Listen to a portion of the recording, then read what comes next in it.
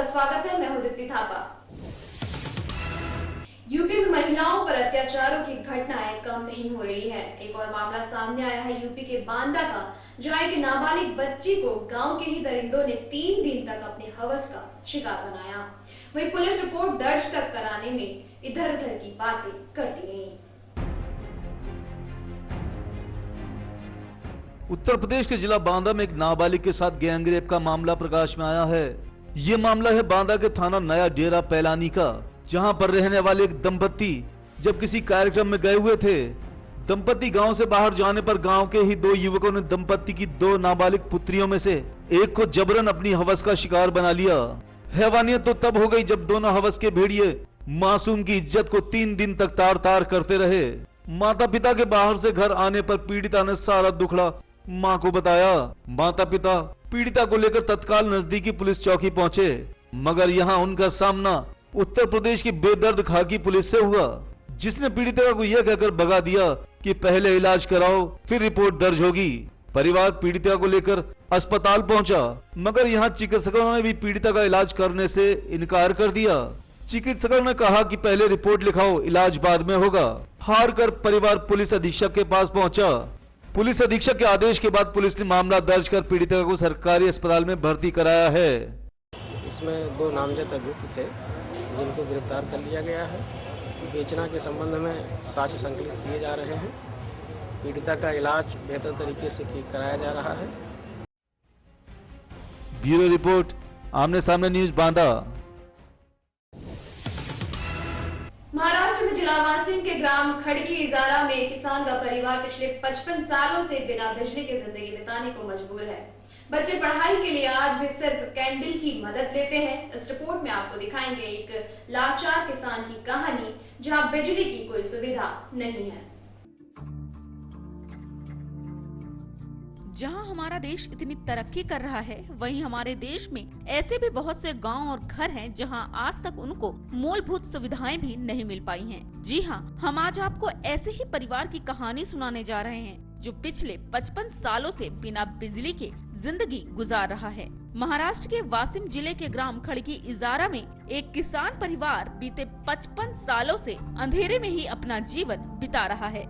आपको बता दें कि सन 1955 में अपने 65 एकड़ खेती बांध में जाने के कारण किसान परिवार पर मुसीबत का जैसे सैलाब आ गया, जिससे निपटने के लिए इस परिवार ने बांध के समीप ही अपना घर बनाकर जिंदगी गुजारना शुरू कर दिया। जिसके कुछ दिनों बाद किसान परिवार को मुआवजा भी मिला, लेकिन तब से लेकर आज तक ये परिवार बांध के किनारे ही अंधेरे में अपनी जिंदगी बिताने को मजबूर है। आपको बता दें कि बिजली के लिए इस परिवार ने आवेदन भी किया, लेकिन प्रशासन ने इस ओर अब तक ध्यान नहीं दिया।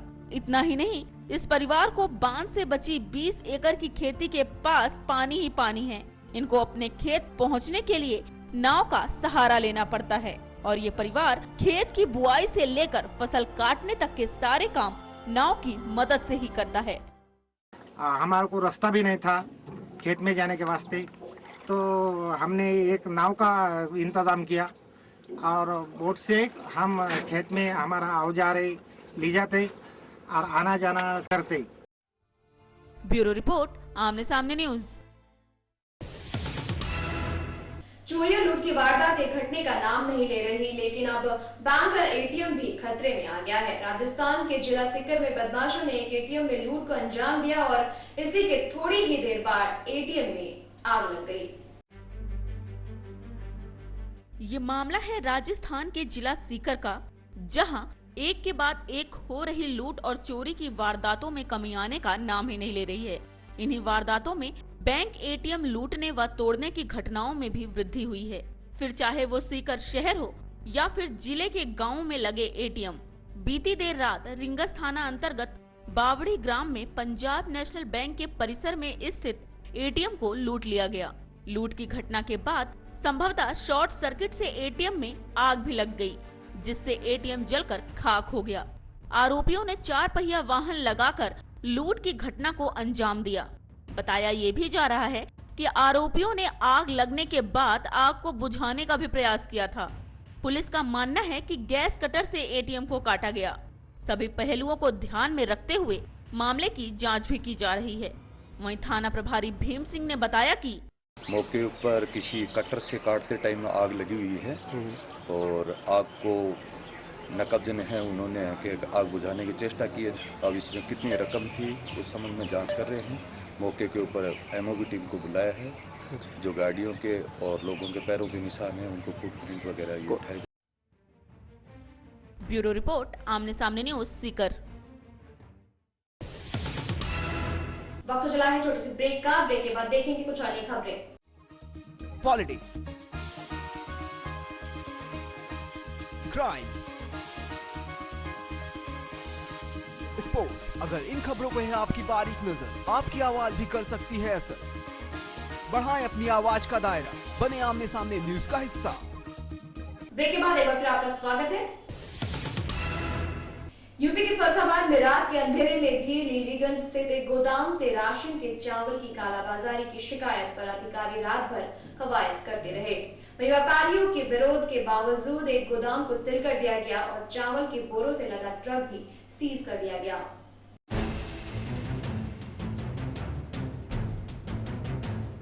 यूपी के जिला फरुखाबाद में देर रात जिलाधिकारी के निर्देश पर एसडीएम सदर सुनील वर्मा और जिला पूर्ति अधिकारी ने लीजीगंज में एक गोदाम पर छापा मारा। उस दौरान ट्रक पर चावल के बोरे लोड हो रहे थे। अधिकारियों के पूछने पर व्यापारी के मौके पर न होने की जानकारी दी गई। इस पर अधिकारियों ने गोदाम सील करा दिया और ट्रक सीज कर पुलिस सुरक्षा में ले लिया। तभी एसडीएम को पता चला कि गोदाम का दूसरा गेट गली में खुलता है, तो अधिकारियों ने उस ओर से भी गोदाम को सील कर दिया।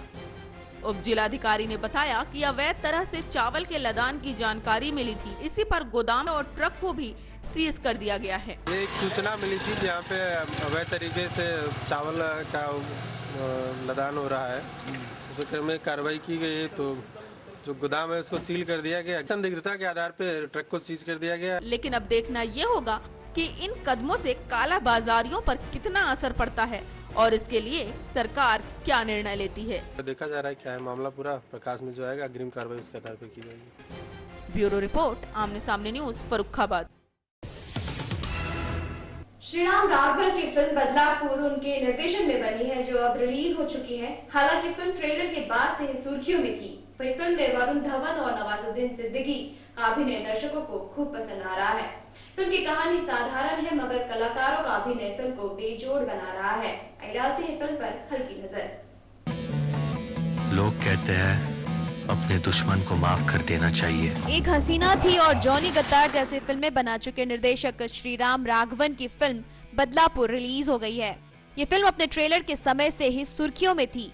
श्रीराम राघवन अपनी इस फिल्म से दर्शकों की उम्मीदों पर खरे उतरे हैं। साधारण कहानी के होते हुए भी कलाकारों ने अपने अभिनय से फिल्म को बेजोड़ बना दिया है। मैं भी यही मानता हूँ, लेकिन उन्हें तड़पा के मारने के। खासकर वरुण धवन और नवाजुद्दीन सिद्दीकी का अभिनय देखने लायक है। राघवन ने साबित कर दिया है कि वो एक प्रतिभाशाली निर्देशक है। फिल्म की कहानी, जैसा कि नाम से जाहिर हो रहा है कि ये फिल्म बदले की कहानी है। वरुण धवन का अपने करियर की शुरुआत में इस तरह की फिल्में करना अच्छा निर्णय है। इस फिल्म में उन्हें अपनी काबिलियत दिखाने का पूरा भरपूर मौका मिला है। फिल्म में नवाज ने भी शानदार अभिनय किया है। नवाजुद्दीन ने साधारण संवादों में भी जान डाल दिए हैं। हेलो लाइफ, तू उधर क्या कर रहा है? तुम्हारा हालचाल पूछने आया था। फिल्म में हुमा कुरैशी और दिव्या दत्त ने भी प्रभावशाली अभिनय किया है। फिल्म का संगीत पहले ही हिट हो चुका है। कुल मिलाकर यदि आप थोड़ी अलग हटकर फिल्म देखना चाहते हैं तो ये फिल्म देखने में कंजूसी शायद ठीक नहीं। ब्यूरो रिपोर्ट, आमने सामने न्यूज। इस बुलेटिन में फिलहाल इतना ही। कल फिर मिलेंगे कुछ अन्य खबरों के साथ। तब तक के लिए मुझे यानी दीप्ति थापा को दीजिए इजाजत। नमस्कार। Politics, crime, sports. अगर इन खबरों पे है आपकी बारीक नजर, आपकी आवाज भी कर सकती है असर। बढ़ाएं अपनी आवाज का दायरा, बने आमने सामने न्यूज का हिस्सा।